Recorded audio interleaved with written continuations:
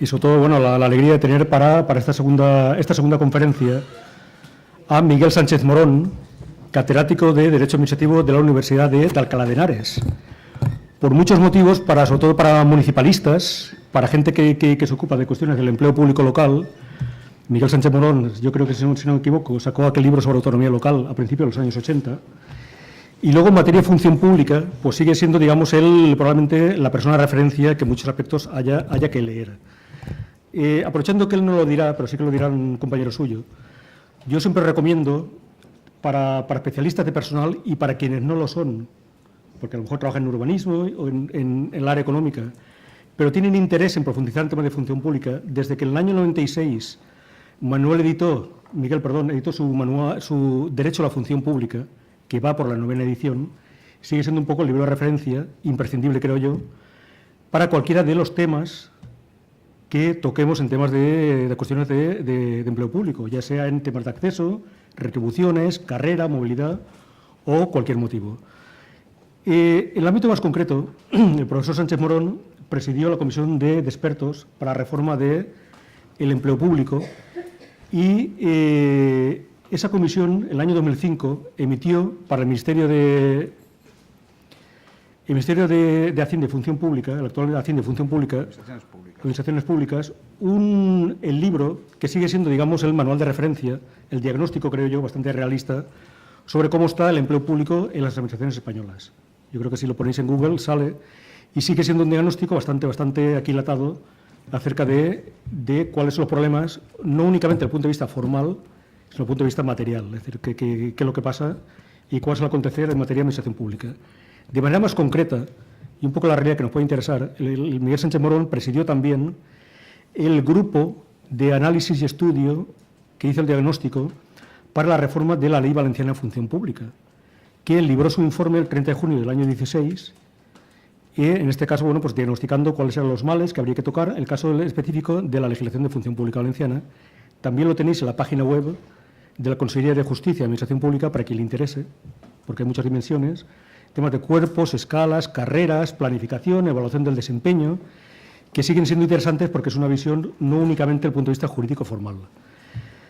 Bien, y para quienes tuvimos el placer de coincidir en esa comisión, bueno, pues el lujo de aprender y poder beneficiarnos de las aportaciones. Contamos hoy, y un poco el planteamiento con el que trajimos al profesor Sánchez Morón, es para que en un curso de directivos diéramos una pincelada acerca de una de las innovaciones que salió del Estatuto Básico del Empleo Público, el artículo 13 famoso, que se han quedado un poco a mitad de camino. Y éramos conscientes porque también en la propia reforma de la función pública valenciana también incluso nos hemos quedado a mitad de camino. Incluso las propuestas que hacíamos eran casi más lentas que la que proponía el Estatuto Básico del Empleo Público. Pero ya que estamos haciendo un itinerario que se llama Dival Directia, sobre directivos públicos, yo creo que nada mejor para que nos cuente uno de los pares de la figura, en este caso, además digamos que tiene también algún trabajo sobre el tema comparado de dirección pública profesional. En este caso, cuáles son, digamos, el anclaje, el posible desarrollo de esta figura, sobre todo para entidades locales y provinciales, a la luz de la legislación actual. Miguel, yo creo que nos puede contar alguna iniciativa interesante y, en este caso, digamos que el objeto era ese, hablar de función directiva pública, en este caso en el año 2018, y cuáles serían las posibilidades de desarrollo para cualquier entidad local o provincial que desease, digamos, moverse en este espacio. En fin, yo aprovecho para deciros que, junto con la conferencia, pues también dejaremos al final un poco de espacio para si alguien tenemos alguna pregunta concreta sobre la materia que podamos, en este caso, aprovechar e interactuar con el ponente. Bueno, sin nada más, Miguel. Muy bien. Muchas gracias. Bien, buenos días. En fin, encantado de estar aquí otra vez con ustedes en esta ciudad, en fin, a la que siempre vuelvo con muchísimo agrado. Y muchas gracias a la Diputación Provincial por contar conmigo para este acto y también a Javier Cuenca por la presentación, amable, porque en definitiva creo que le mueven más bien motivos de amistad o de relación personal. Agradezco también, en fin, que haya hecho propaganda de mi libro de la función pública. Les aseguro que no les he indicado nada, en fin, no le he indicado nada, ni le he dado comisión al respecto, pero bueno, ya que lo ha hecho, pues bienvenido sea. Y dicho esto, pues sin más preámbulo, vamos a iniciar la materia que me ha traído aquí, que es exponerles algunas reflexiones sobre el régimen de los directivos públicos profesionales y, en particular, sobre su desarrollo en el ámbito local. Como ustedes seguramente saben, porque tengo entendido que han hecho ya o están haciendo un curso sobre esta materia, la dirección pública, el régimen de la dirección pública profesional es algo que se empieza a plantear en los estados más desarrollados a partir de los años 70-80 del siglo pasado. No es que hasta ese momento no hubiera gente que dirigiera los servicios de la administración pública, desde luego que sí, siempre lo ha habido, incluso por definición. Pero hasta ese momento histórico, la dirección de los servicios administrativos se basaba más que nada en el modelo clásico, weberiano, la jerarquía, los cuerpos, el cursus honorum, la aplicación reglamentista de las normas, estricta. Bueno, en los años 70 y 80 hay una variante. Empieza a crecer la preocupación por la eficacia y eficiencia de las administraciones públicas o de los servicios públicos en general. Esto no es casualidad, es en la época de la primera crisis fiscal de los estados desarrollados, del estado del bienestar. Es necesario no solamente ejercer las funciones públicas, cumpliendo regularmente las leyes, sino además mejorar los servicios públicos de manera que con los recursos presupuestarios a disposición se puedan mejorar cualitativamente y de manera continua estos servicios a la ciudadanía. Y para eso, efectivamente, todo eso que llamamos esa filosofía o esa ideología o esas doctrinas que llamamos del New Public Management, o sea, la nueva gestión pública, pone el acento, entre otras cosas, en la necesidad de contar con un grupo directivo profesional suficientemente preparado en el conjunto del sector público que pueda llevar a cabo este tipo de funciones. Efectivamente, es a partir de ese momento cuando en diferentes países se empieza a regular esta figura. Por ejemplo, el Senior Executive Service de los Estados Unidos se crea en el año 1978, poco después, tras el desastre, por así decir, de la gestión no profesionalizada de la administración británica bajo los gobiernos de la señora Thatcher y del señor Mayor, se crea el Senior Civil Service británico en los años 90, la dirigencia italiana en los años 90 también. Hay nuevos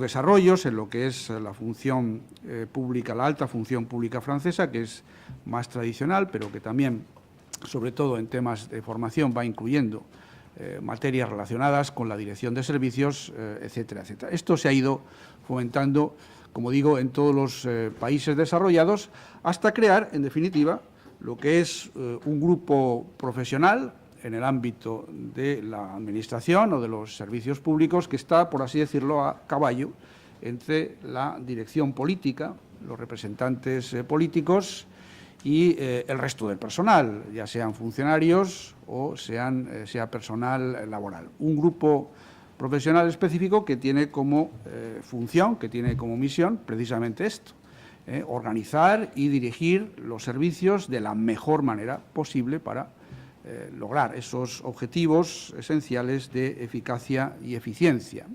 Por así decir, la creación del grupo profesional directivo en las administraciones públicas supone desglosar lo que es la función de dirección en dos áreas o en dos capas distintas, lo que es, en primer lugar, la dirección política y lo que es la dirección profesional. A la dirección política corresponde, por así decirlo, de una manera simplista, el qué, cuáles son las prioridades, qué es lo que hay que hacer, qué servicios llevar a cabo, cómo se distribuyen los recursos presupuestarios.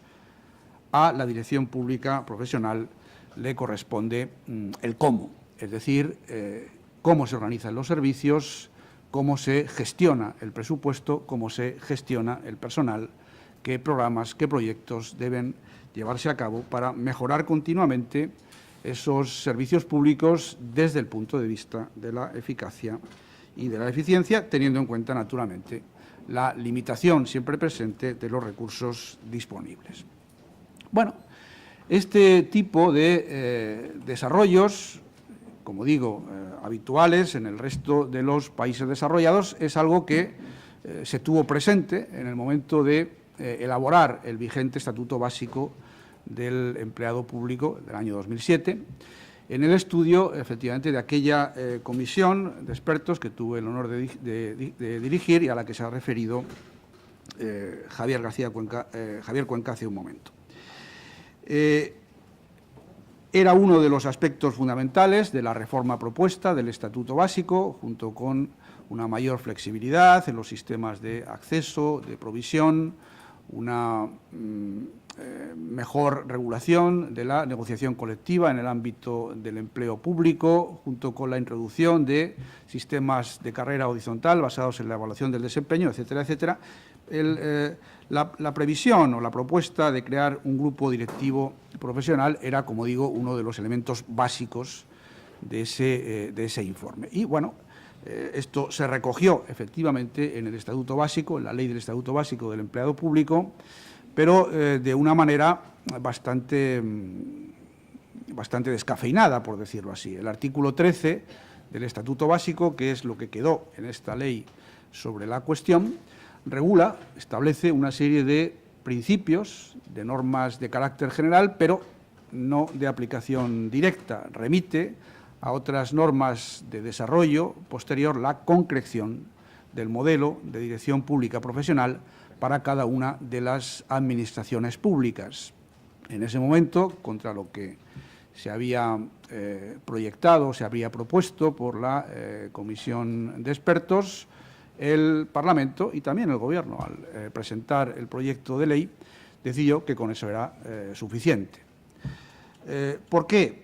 Bueno, en fin, en mi opinión, hubo bastante resistencia por parte de algunos partidos políticos, incluso quizá del conjunto de los partidos políticos, aunque no de todos por igual, y hubo también resistencia a la introducción de esta figura por parte de los sindicatos, por parte de las organizaciones sindicales, que siempre prefieren negociar desde un punto de vista político, con una óptica política, que con una óptica basada en criterios más objetivos de eficacia y de eficiencia, que siempre quizá les pueden venir peor en la negociación. Los sindicatos tuvieron naturalmente mucha voz en la elaboración del proyecto de ley que llegó al Parlamento y después en la elaboración del texto definitivo, pero, como digo, también y básicamente fueron los partidos políticos los que en ese momento decidieron que sí, había que regular, había que introducir esa figura de la dirección pública profesional, pero, bueno, las cosas se harían después, con más tranquilidad, en fin, relegando quizás a calendas grecas el desarrollo normativo y la concreción de esta institución. Y, bueno, pues así estamos en este momento. A partir de entonces, a partir del Estatuto Básico, ¿qué es lo que pasó? Bueno, se pensaba, o muchos pensábamos, que debería haber sido la Administración del Estado la que hubiera dado, por así decir, ejemplo, elaborando una regulación específica sobre la dirección pública profesional. De hecho, en el propio artículo 13 se incluyó, a última hora, la posibilidad de que el desarrollo de este artículo del Estatuto se llevara a cabo por Real Decreto del Gobierno, al igual que por decretos de los gobiernos autonómicos para su ámbito específico, sin necesidad, por consiguiente, de elaborar una nueva ley en el ámbito del Estado o en el ámbito de las comunidades autónomas. Eso está, efectivamente, en el artículo 13. Y una vez que el Estatuto Básico se aprobó, hubo en el seno del Ministerio de Administraciones Públicas, cuando lo presidía entonces el ministro Jordi Sevilla, que es quien políticamente había impulsado la elaboración del estatuto, hubo algunos trabajos iniciales, pero en realidad la cosa no pasó de un borrador y poco después, no mucho después, el ministro fue cesado, hubo un cambio ministerial y aquello más o menos se acabó. La siguiente ministra del ramo, por así decirlo, que era la señora Elena Salgado, pues en un momento inicial declaró que ya en 2008, iniciada la crisis económica, no era el momento, no había la posibilidad real de desarrollar el Estatuto Básico del Empleado Público en sus diferentes aspectos y, al parecer, tampoco en este. De hecho, los siguientes gobiernos, en particular el gobierno del Partido Popular, adoptó una concepción en parte diferente de lo que es la dirección de las administraciones públicas, una concepción que deriva ya de lo que se reguló por el primer gobierno del Partido Popular en el año 1997 en la LOFAGE, para la Administración del Estado.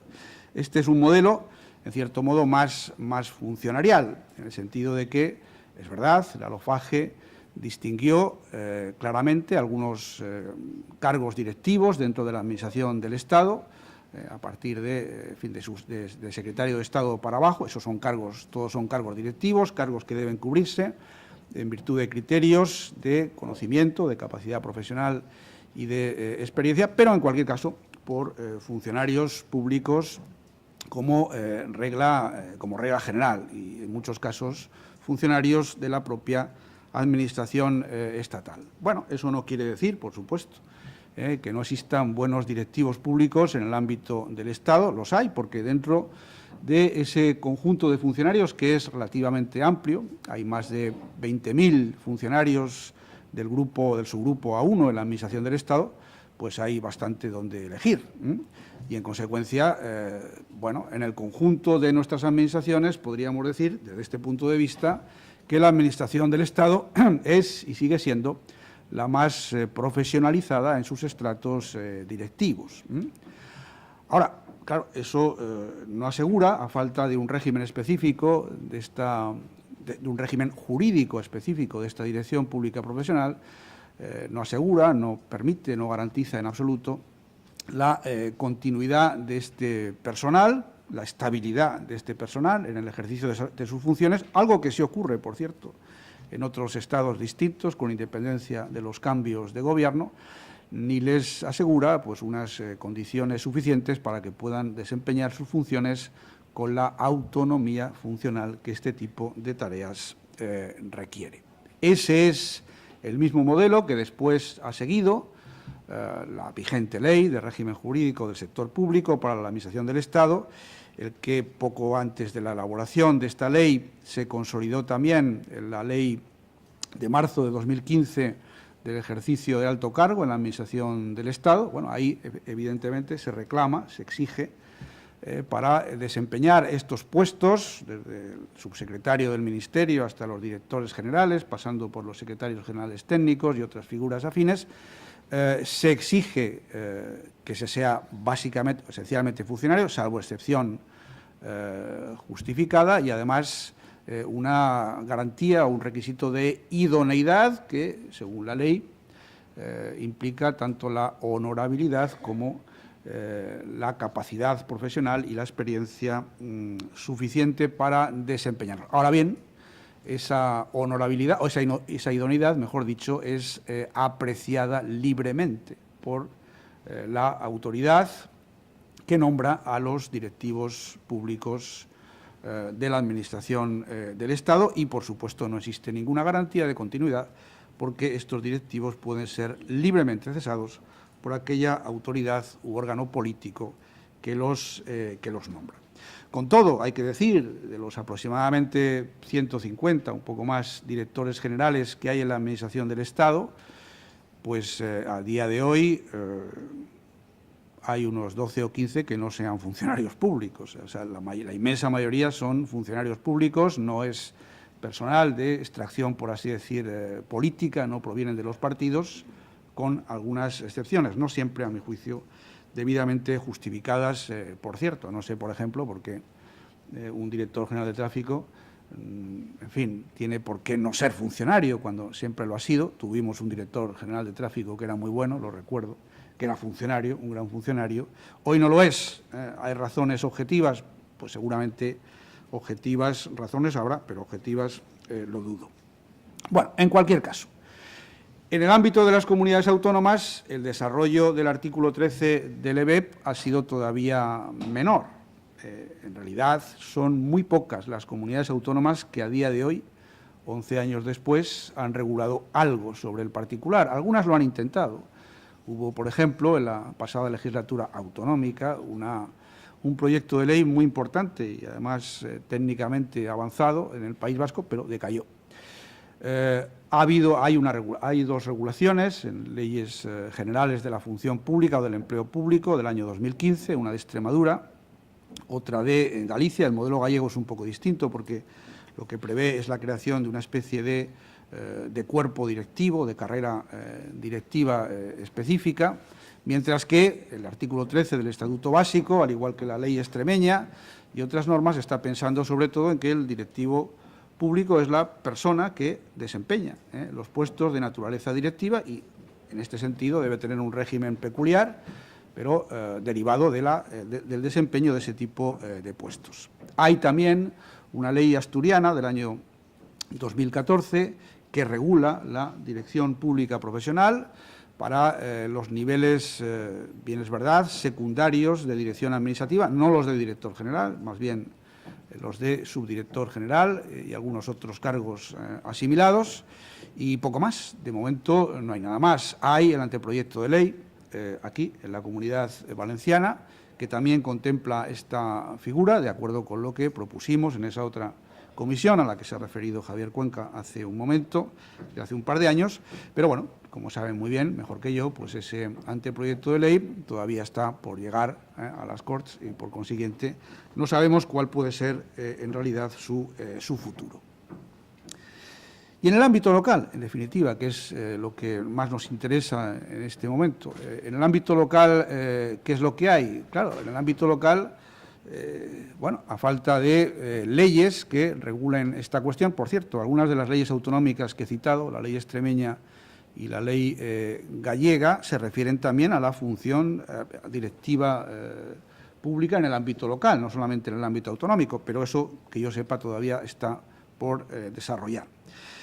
A falta de leyes del Estado, de las comunidades autónomas que regulen la figura, pues también hay, por así decir, bastante poco. En el ámbito, digamos, eso que he dicho antes, que el modelo de dirección de la Administración impulsada por el Partido Popular ya desde la LOFAGE de 1997, eso, como seguramente ustedes saben muy bien, se trasladó al caso de los municipios de gran población por la Ley de Modernización del Gobierno Local de 2003, que prevé también la existencia de un conjunto de puestos directivos en este tipo de municipios, no solamente los que desempeñan los funcionarios de los cuerpos con habilitación nacional, sino también otros, coordinadores de área, directores generales, jefe de la asesoría jurídica, etcétera, etcétera.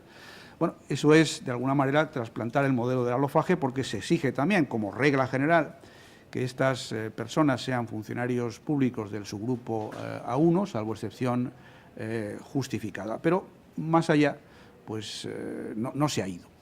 Hay, sin embargo, sí una excepción en el País Vasco. El País Vasco reguló en el año 2016, por Ley 2/2016, que es la Ley Municipal de Euskadi, reguló la función directiva. Los directivos públicos, tiene un capítulo en esa ley dedicado a los directivos públicos en este ámbito municipal. Se refiere solamente a municipios de más de 40.000 habitantes. Municipios de más de 40.000 habitantes en el País Vasco pues hay una decena y a lo mejor ni siquiera llegan. Se pueden contar con los dedos de una mano, no, pero con los dedos de las dos sí.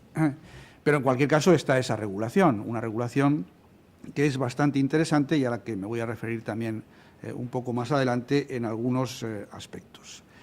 Y después, desde el punto de vista legislativo, no hay más. Ninguna comunidad autónoma ha regulado, aparte de la vasca, ha regulado esta materia. La Administración del Estado no ha introducido mayores precisiones en su legislación general sobre régimen local o sobre empleo público.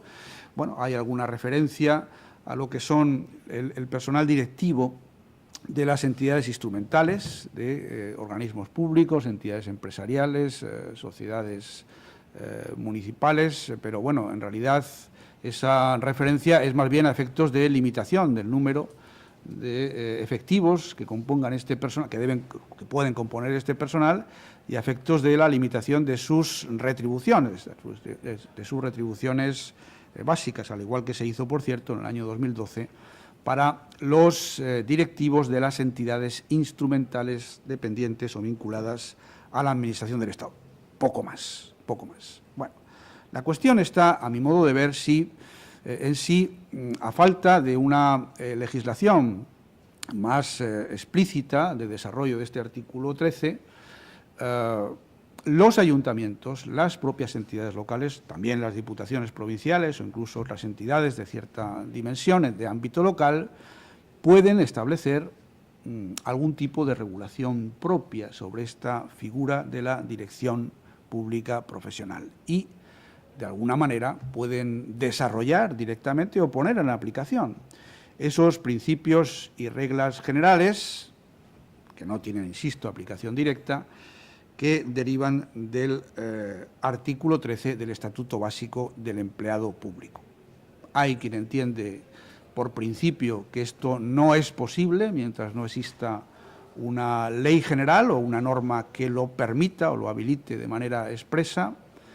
Yo, por el contrario, entiendo que no es así,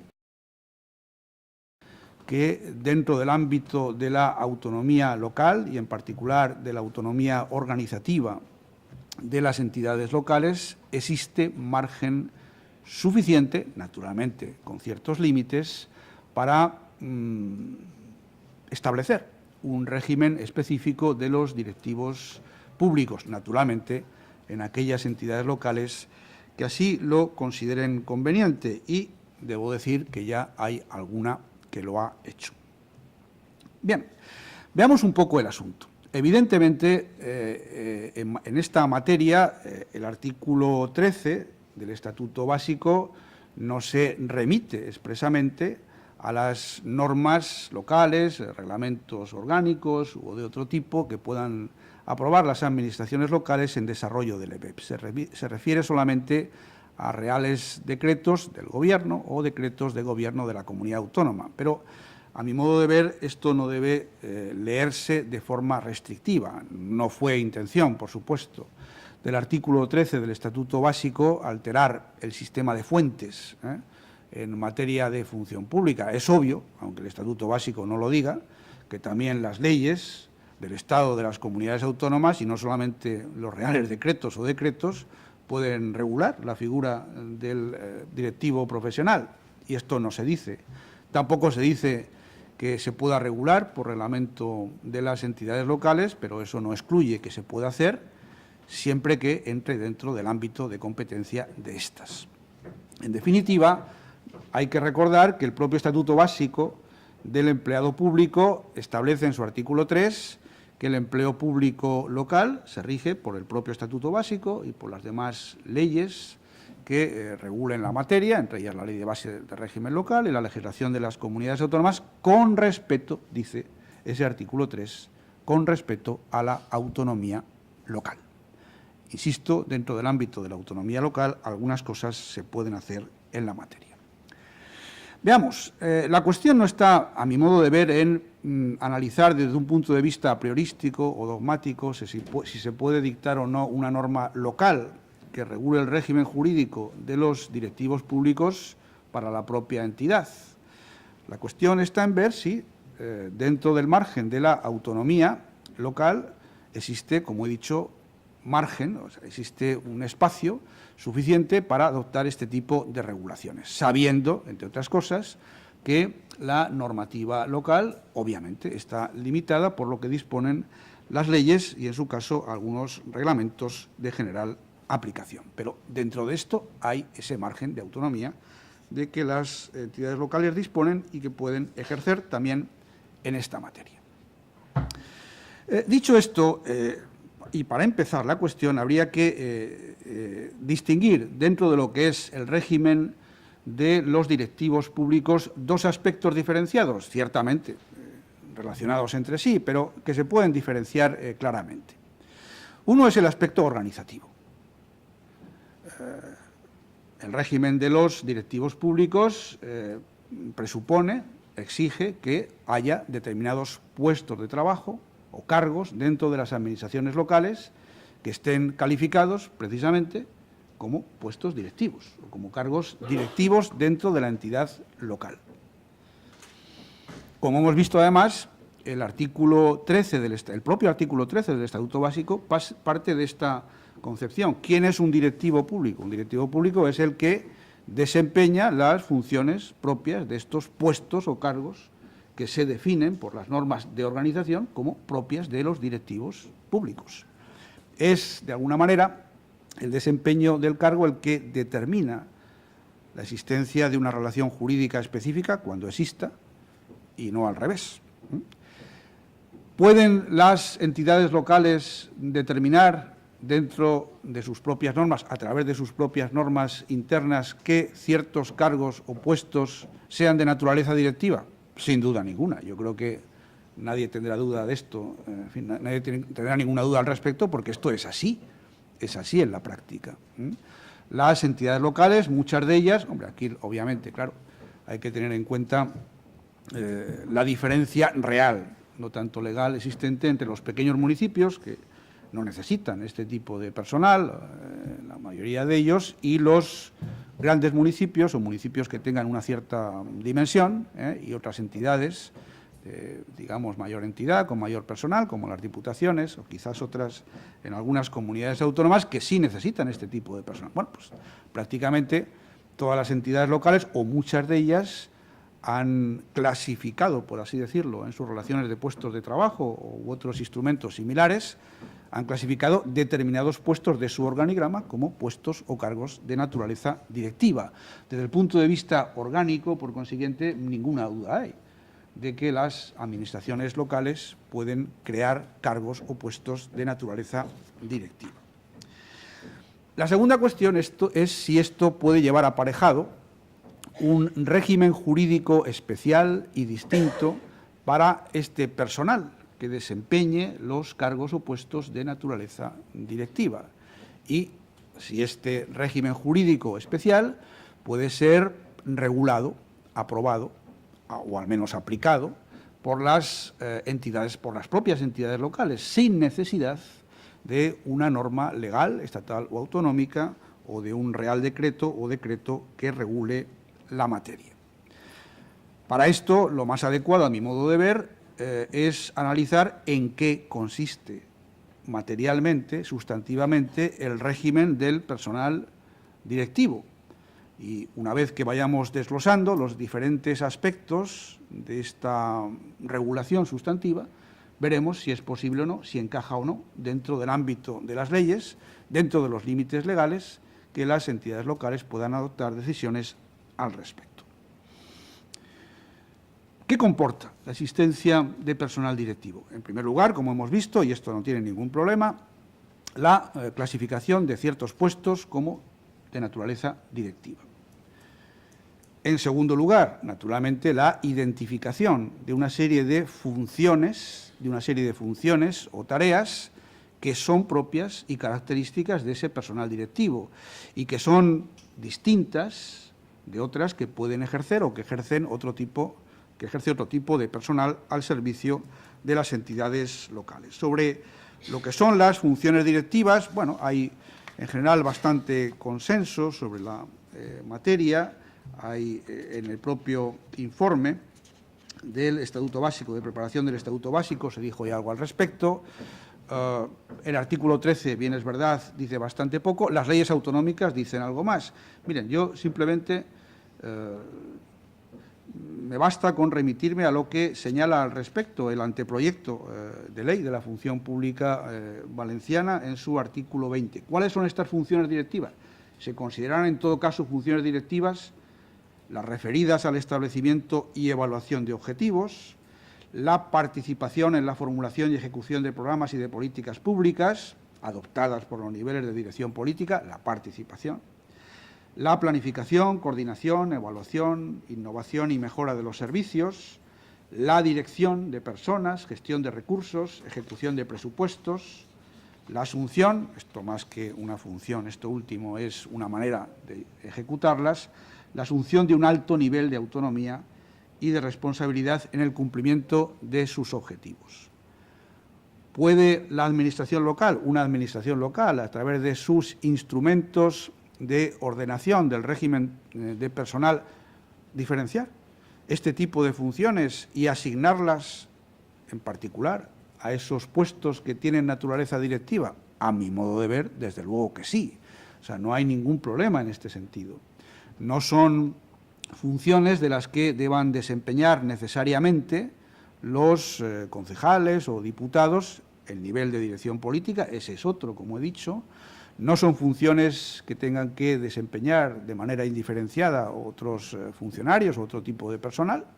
Bueno, ahí están, eso sí, las específicas características reservadas a los cuerpos de habilitación nacional. Eso es de alguna manera aparte, pero con independencia de esto hay capacidad por parte de las administraciones locales para digamos, enumerar, para señalar, para determinar la existencia de este tipo de funciones específicas en su organigrama administrativo y asignarlas a aquellas personas que desempeñen los cargos o puestos directivos. Sobre esto yo creo que no hay ninguna duda tampoco.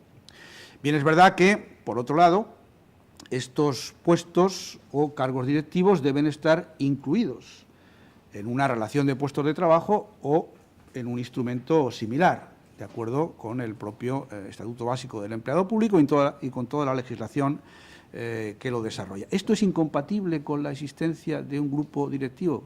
Pues tampoco, porque, primero, los propios cargos directivos pueden estar incluidos en la RPT general del ayuntamiento o de la diputación o de la entidad que sea, y también porque se puede elaborar, ¿por qué no? No hay ninguna ley que lo impida, una relación de puestos de trabajo específica, diferenciada para el personal directivo. Igual que en muchas administraciones existe una relación de puestos de trabajo para el personal funcionario y otra distinta para el personal laboral.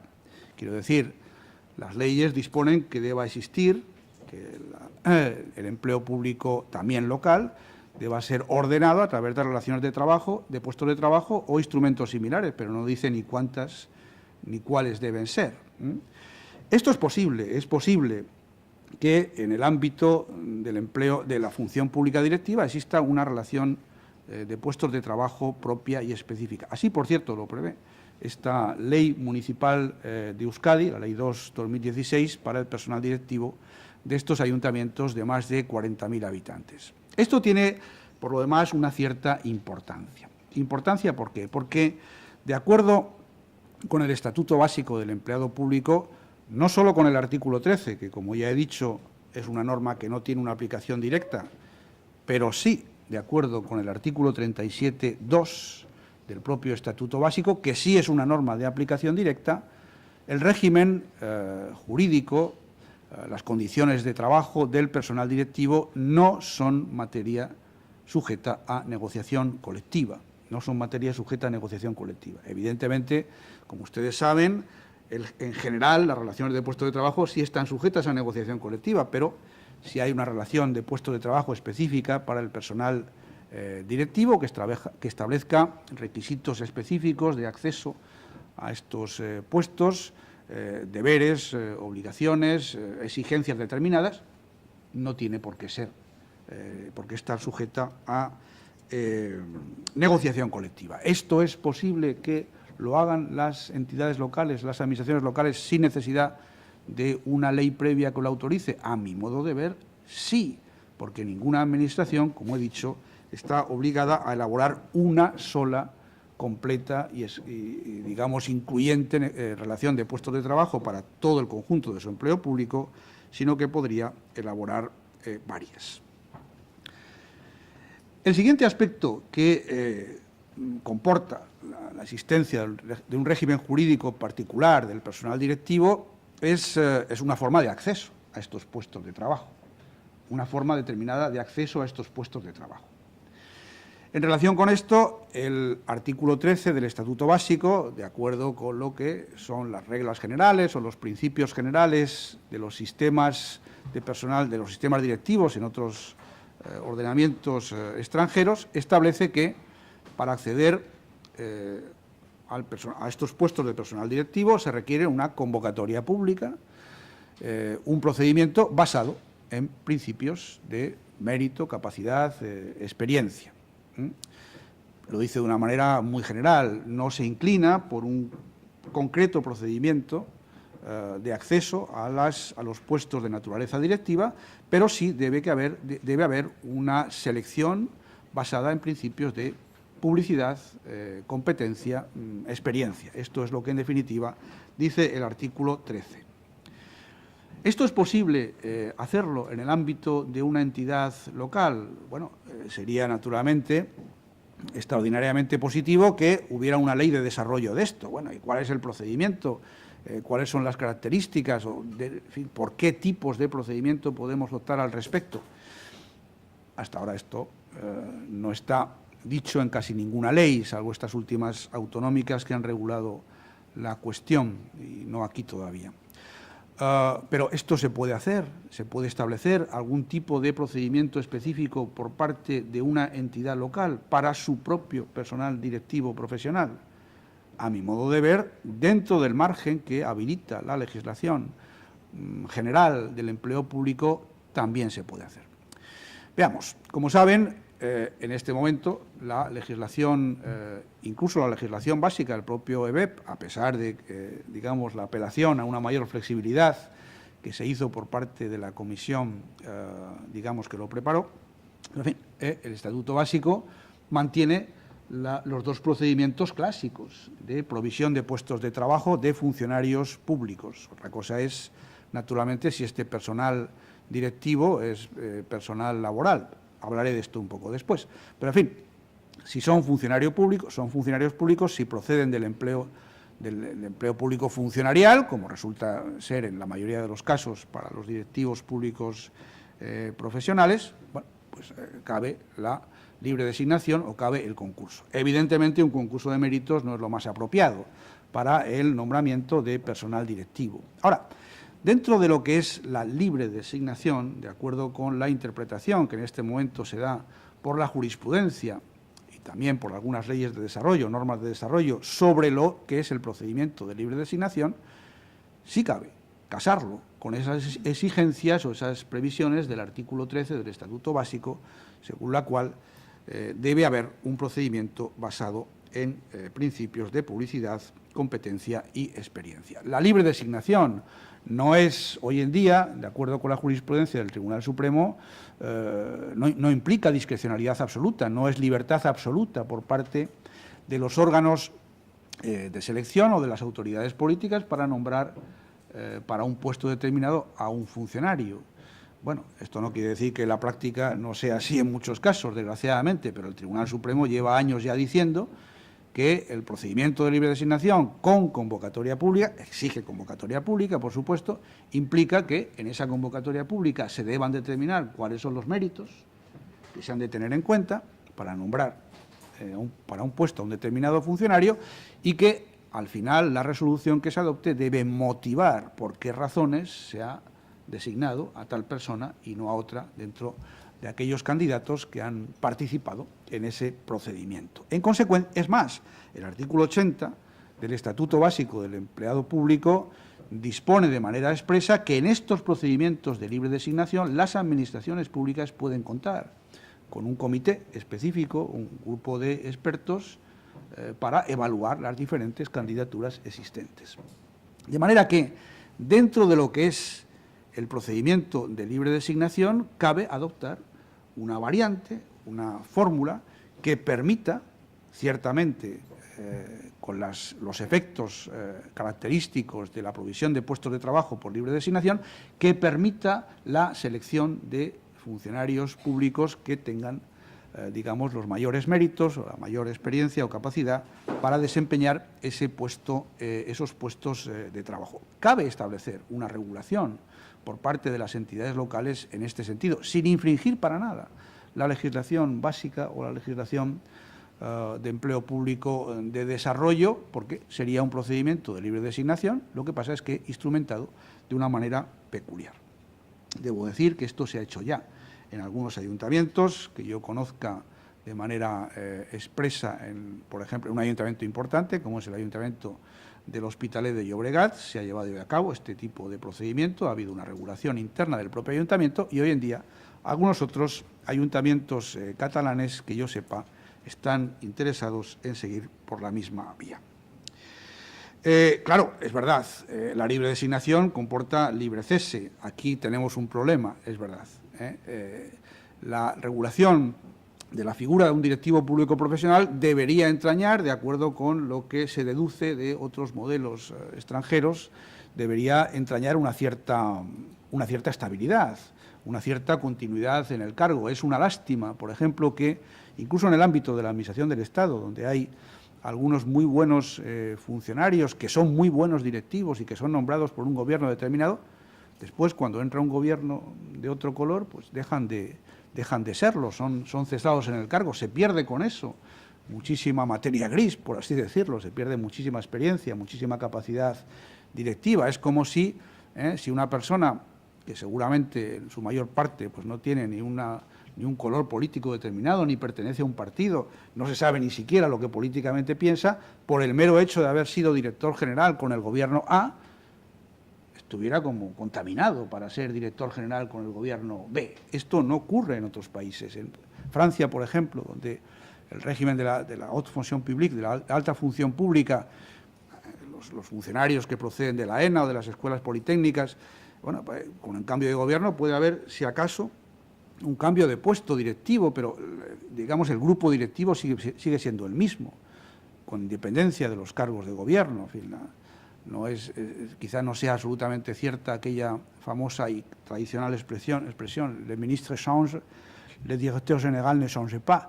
No es así quizá, el director general cambia también, pero cambia a otra dirección general distinta, no abandona, digamos, el desempeño de puestos directivos con el cambio de gobierno de distinto signo. Y lo mismo puede decirse que ocurre, por ejemplo, en el ámbito de la Comisión Europea. Los directivos de la Comisión Europea, que son los funcionarios de mayor nivel, pues a veces cambian también de puesto de trabajo, de responsabilidad, pero mantienen la continuidad en el ejercicio de sus funciones. Esto, mientras no exista aquí una ley o una norma de carácter general que lo regule, me parece difícil, porque evidentemente, desde el punto de vista legal actual, la libre designación, incluso en aquellos supuestos en que se tramite dando entrada a criterios de capacidad o de experiencia en la selección, significa libre cese y, en consecuencia, no hay otra posibilidad. Es verdad, por lo demás, a mi modo de ver, que la designación de personal directivo en algunas administraciones, quizá no tanto en los entes instrumentales, pero sí en las administraciones generales, bueno, implique o deba contar con un cierto factor de confianza personal, pero siempre debería, digamos, ejercerse o tenerse en cuenta esta confianza o este factor de confianza dentro del ámbito de la capacidad y de la experiencia de estos profesionales para desempeñar las tareas que les deben corresponder. En fin, esto se puede hacer, como digo, o sea, se puede establecer en cada entidad local un procedimiento específico de designación basado en principios de capacidad, de experiencia, en convocatoria pública, transparente, y ya se ha hecho en algunos casos. Bueno, lo que no está garantizado hoy por hoy es la continuidad, la estabilidad del personal directivo. Más cosas. El régimen de los directivos públicos profesionales comporta también, como hemos visto y como dice, por cierto, el propio anteproyecto de ley de función pública de la Comunidad Valenciana, un alto nivel de autonomía y de responsabilidad en el cumplimiento de sus objetivos. Evidentemente, si se nombra a un directivo público profesional al que se le van a exigir ciertos resultados, de alguna manera la dirección pública profesional está vinculada a un modelo de gestión, a un modelo de administración, de dirección por objetivos, de cumplimiento, de evaluación de resultados. Es obvio que quien asume ese tipo de funciones tiene que tener una cierta capacidad propia para su desempeño. no puede estar absolutamente condicionado a lo que desde el nivel político se le diga, porque eso puede ser incompatible con el logro de los resultados que se le han fijado. Bueno, es posible que dentro del ámbito local se pueda establecer esa condición, que el desempeño de puestos o cargos de naturaleza directiva implica ese cierto nivel de responsabilidad. Yo creo que sí. En la ley municipal de Euskadi, por cierto, esto se llama un acuerdo de gestión. Bueno, es algo que existe también en otros modelos comparados. El directivo profesional firma con quien le nombra, con el gobierno que le nombra o con la autoridad que le nombra, firma una especie de programa, firma un contrato programa, por así decirlo, de alguna manera, un acuerdo de gestión, como dice esta ley municipal de Euskadi, en la que se fijan unos objetivos y se le concede un cierto margen de autonomía para el ejercicio de sus propias responsabilidades, porque en definitiva se le va a evaluar por ellas. ¿Esto es posible en el ámbito local? Yo creo que sí, igual que se puede hacer en favor de un alto funcionario de cada administración local, se puede hacer sin duda en el ámbito o en relación con el personal directivo. Bueno, estos serían los deberes, las responsabilidades propias específicas de este personal directivo, aparte del conjunto de deberes y responsabilidades que le corresponden como empleado público. En el caso de que este personal directivo sea laboral, proceda, por lo tanto, del mundo laboral, no sea funcionario, y esto es posible también, porque el propio Estatuto Básico del Empleado Público lo admite, bueno, pues de alguna manera es lo mismo. Se puede nombrar a este personal laboral, esto ocurre muchas veces en entes instrumentales dependientes de las entidades locales, en virtud de un procedimiento de selección. Ya sabemos que en muchos casos no es así, simplemente se busca a quien interesa y se le nombra, pero se puede hacer también a través de un procedimiento de selección para después firmar el correspondiente contrato de alta dirección. El contrato de alta dirección, que se basa también, naturalmente, en la confianza entre el empresario y el alto directivo, implica también una cierta facilidad para el cese, con una pequeña indemnización. Hoy en día, como saben, en el ámbito público, de 7 días por año trabajado, por lo tanto hay mucha facilidad para el cese, por así decirlo. No hay tampoco una garantía de continuidad, pero de alguna manera estamos en el mismo plano que si se trata de nombrar para estos cargos a personal funcionario. Y también dentro de la regulación de los contratos de alta dirección, pues se establece esta capacidad, esta cierta autonomía del personal directivo para el ejercicio de sus funciones con la responsabilidad propia que le corresponde. En cuanto a los derechos, quizá lo más específico del régimen del personal directivo sean las retribuciones. Normalmente, y así se deduce también del Estatuto Básico del artículo 13, las retribuciones del personal directivo, de cualquier personal directivo, se componen de una parte fija y de una parte variable. La parte fija, si es un funcionario, bueno, sería la que corresponde según las normas generales de la función pública, pero aquí siempre hay un margen para, en su caso, mejorar las condiciones retributivas del personal directivo en atención al ejercicio de sus responsabilidades, a lo que comporta a su mayor dedicación, a su mayor incompatibilidad, a su mayor horario real de trabajo, a su mayor responsabilidad. Bueno, pues ahí tenemos el complemento específico que en cualquier caso una administración local puede determinar dentro de los márgenes de la razonabilidad y la proporcionalidad, pero con cierta libertad. Y, por supuesto, también se puede jugar a estos efectos con el complemento de productividad. Normalmente, y también se establecen algunas regulaciones, pues suele ser normal que ese complemento de productividad para el personal directivo se vincule al logro de los objetivos, a la consecución de los objetivos provistos y que pueda optar, en fin, pueda fijarse en una banda entre un 10 o un 20% del conjunto de las retribuciones, pero bueno, como no hay ningún límite específico en la legislación sobre la cuantía o el porcentaje de este complemento de productividad, ni por supuesto es obligado, antes al contrario, asignarlo a todos y a todos por igual, pues evidentemente se puede jugar con esta capacidad de determinación de las retribuciones a efectos de compensar de manera proporcionada y efectiva a este personal directivo. Tengamos en cuenta, por otro lado, que de acuerdo con el artículo 37.2 del Estatuto Básico del Empleado Público, las condiciones de empleo del personal directivo no están sujetas a negociación colectiva, de manera que este tipo de condiciones de empleo específicas, no diré más beneficiosas porque evidentemente se corresponden también con mayores obligaciones, este tipo de condiciones específicas pueden establecerse directamente por la propia administración local, en su caso de acuerdo con los interesados. En fin, recordemos para terminar que efectivamente el régimen del directivo público profesional comprende también la necesidad de someterse a una evaluación periódica de su actividad, a un control de resultados. Sobre esto no existe una regulación general, no hay reglas de cómo hacer esto. En el ámbito de la administración local no es fácil. ¿Quién puede hacer esta evaluación? El ámbito, los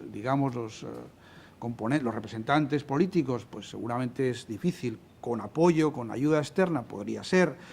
Bueno, por lo menos sí parece necesario que se establezca que este personal directivo deba dar cuenta periódica de sus resultados, de los resultados de su trabajo, de su actividad ante el Pleno de la Corporación u otros órganos políticos. Y, finalmente, hay otro componente peculiar del régimen de los directivos profesionales, pero este sí está regulado por la normativa vigente, que es el sistema más estricto de incompatibilidades. Como saben, no solamente se les aplica la Ley de Incompatibilidades General del Empleo Público del año 83, la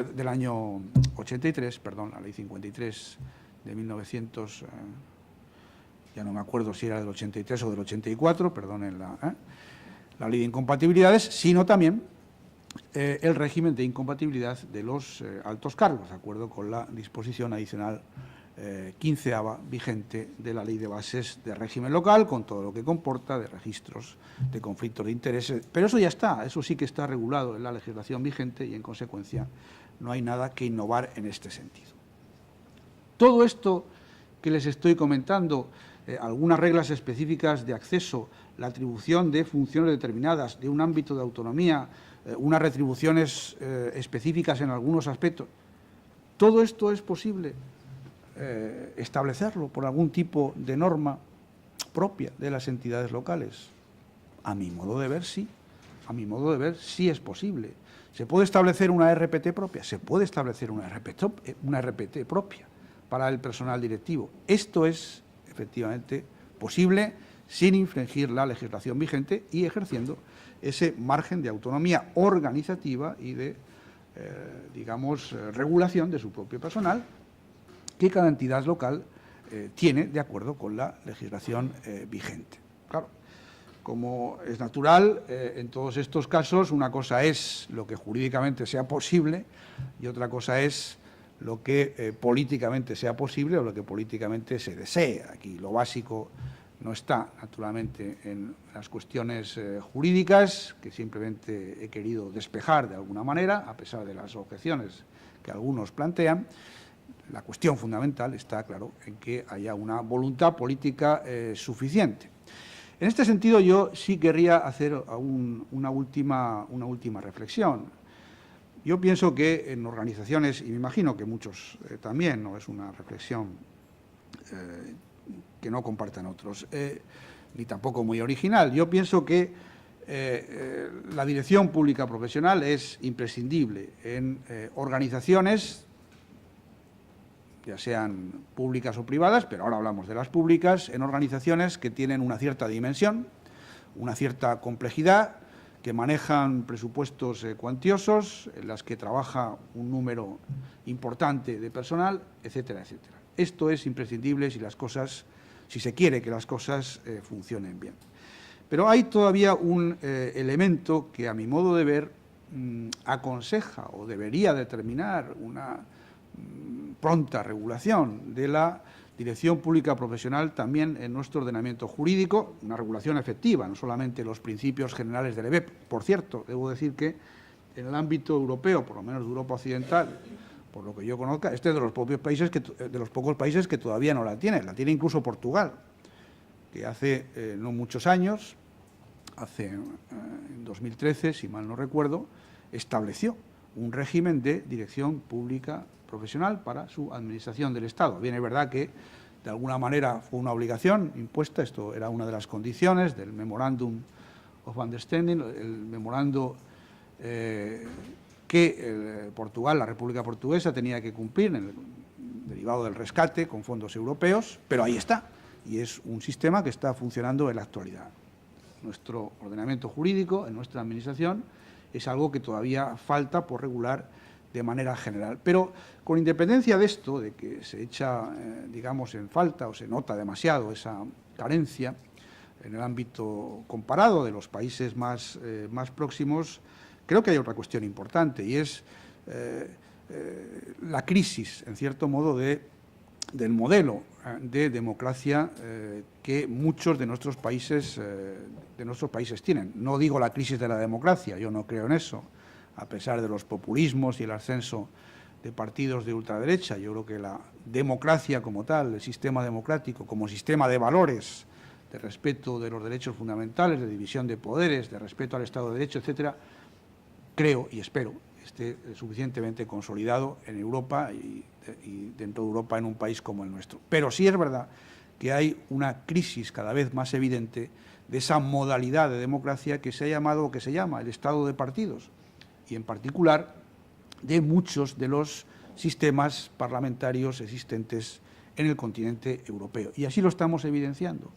Gobiernos que no se constituyen, repetición de elecciones, largas, esta es la cuestión, largos periodos, meses, incluso años en algunos casos, en algunas administraciones sin gobierno, administraciones estatales o administraciones autonómicas o infraestatales, no solamente en este país, lo estamos viendo en Alemania, en Holanda, en Bélgica, en Italia, salvo aquellos países que tienen un régimen presidencial o semipresidencial, como el caso de Francia, es muy difícil componer mayorías parlamentarias, dotar de una estabilidad a la acción de gobierno. Pero, al final, uno piensa que, con todo el respeto para las diferentes opciones políticas, como es natural, y para el sistema democrático, que consiste efectivamente en elegir a los representantes, con todo el respeto para esto, hay un interés común que todos los ciudadanos, o la inmensa mayoría de los ciudadanos, comparten y que deberían compartir también todos los representantes políticos, y es que los servicios públicos, cualesquiera que sean, funcionen bien, funcionen cada vez mejor. Y para eso son necesarios los directivos públicos profesionales. ¿Por qué se mantienen? Porque no se hunden. Esas administraciones en las que no hay gobierno, durante muchos meses, incluso durante años, pues en buena medida se mantienen, funcionan, prestan servicios, salen a flote, salen adelante, porque existe ese nivel de directivos públicos profesionales que son los que aseguran la continuidad y la estabilidad de los servicios. Esto yo creo que debería ser también un elemento determinante para regular de una vez la materia, pero bueno, mientras no se regule de manera general, también las entidades locales pueden aportar seguramente para sí mismas su propio granito de arena sobre la cuestión. Esto es lo que quería decirles al respecto. Muchas gracias por su atención. Perdonen por si ha sido demasiado largo y, por supuesto, estoy a su disposición para todo tipo de preguntas.